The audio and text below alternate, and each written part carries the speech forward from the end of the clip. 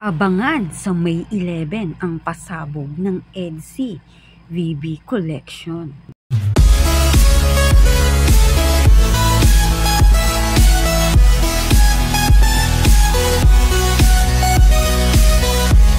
Ano nga ba ang magiging pasabog ng EDSI sa kanilang live selling? Tara, alamin natin. Kamusta po mga kalingap? Muling nagbabalik ang inyong lingkod mini vlog. Naghahatid ng update tungkol sa mga kalingap. Kung bago ka pa lang sa aking channel, mag-subscribe na at huwag kalimutang mag-like para lagi kayong updated sa aking mga video. Tapusin po muna natin ang video bago po tayo magkomento. Patuloy po natin din na suportahan ang founder po ng Kalingap na si Kuya Val Santos at Kalingap Rob. Dahil alam naman natin na madaming natutulungan sila ng mga kababayan natin. Araw-araw po natin na suportahan at panoorin ang kanilang mga videos. Bago yan mga Kalingap, dito muna tayo. Alam natin na talaga namang maraming naging pagsubok ang love team ng EDSI pero patuloy pa rin nga po na namamayagpag ang dalawang ito at nalalampasan po nila ang mga pagsubok at talaga namang kahit si Kalingap Rob ay napaproud nga sa dalawang ito dahil nga po marami na rin naging ka-love team. Ito nga pong si Kalingap Edo, ngunit si Beyonce ay talaga namang tumagal silang dalawa.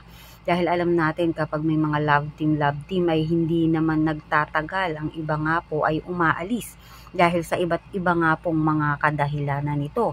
At dito naman tayo bago po ang binigay na opportunity ni Kalingap Rob dito nga po sa pagla-live selling ng bawat nga po ambassador at ambassadress at isa nga po dyan si Beyonce na talaga namang malaking tulong ang binigay ni Kalingap Rob rito upang kumita rin siyempre sila dahil nga po iba rin po ang kita dito sa live selling at sandali lang naman sila. Bukod din po ang mga binibigay sa kanya ni Kalingap Rob na tulong bilang beneficiary niya mga Kalingap.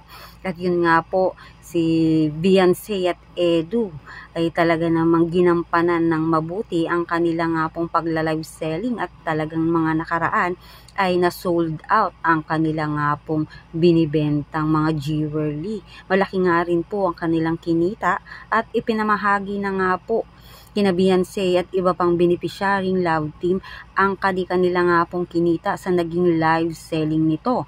Sobrang nga pong proud at natutuwa si Kalingap Rob dahil naging successful ang bawat live ng mga beneficiary niya. Itong mga Kalingap ang sinabi ni Kalingap Rob na bagong opportunity ng mga beneficiary yung bang masaya ka na sa ginagawa mong pagtatrabaho, hindi ka papagod at ilang oras lang ay kikita ka na at nag-e-enjoy ka pa.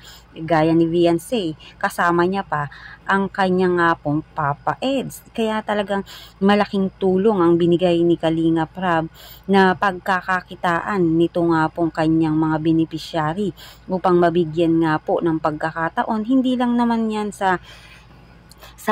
dahil nga sa beneficiary sila at yan nga po binibigyan ng pagkakataong magkaroon din at malaman kung paano rin syempre mag-business. Gaya nga niyan, nagla-live selling nga po sila mga Kalingap.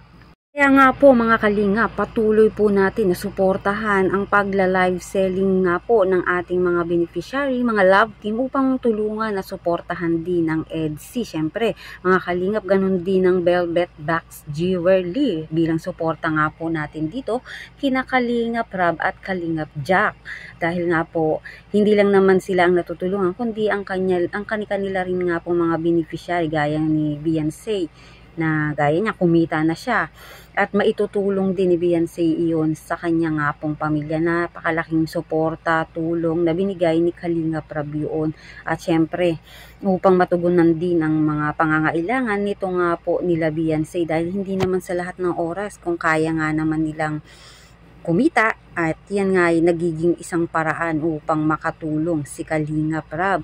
Kaya ang mapapayo ko nga dito kay Beyonce, pagpatuloy nga niya ang kanyang pagsusumikap, makapagtapos at yan nga po, pag-aralan, pagsikapan nga po niyang matutunan ang lahat habang siya nga po ay bata pa dahil alam naman natin kapag matanda na tayo at dun pa lang tayo nagsisigasig maghanap buhay o kumita ay talaga namang minsan nababawasan na ang mga oportunidad natin. Kaya dito naman Talaga namang pahalagahan nga po ni Beyonce at ayon nga sa magiging live selling nga po sa May 11 na, may pasabog ang EDSI sa VV collection nila. At yun nga po, talaga namang kaabang-abang sa May 11, bukas na po yan. Ano nga kaya ang magiging pasabog ng EDSI sa kanilang live selling? 8 PM nga daw po ang gaganaping live selling ng Velvet Box Fashion Jewelries. Meron nga po tayong konting video clip ng pasabog ng EDSI para nga po bukas.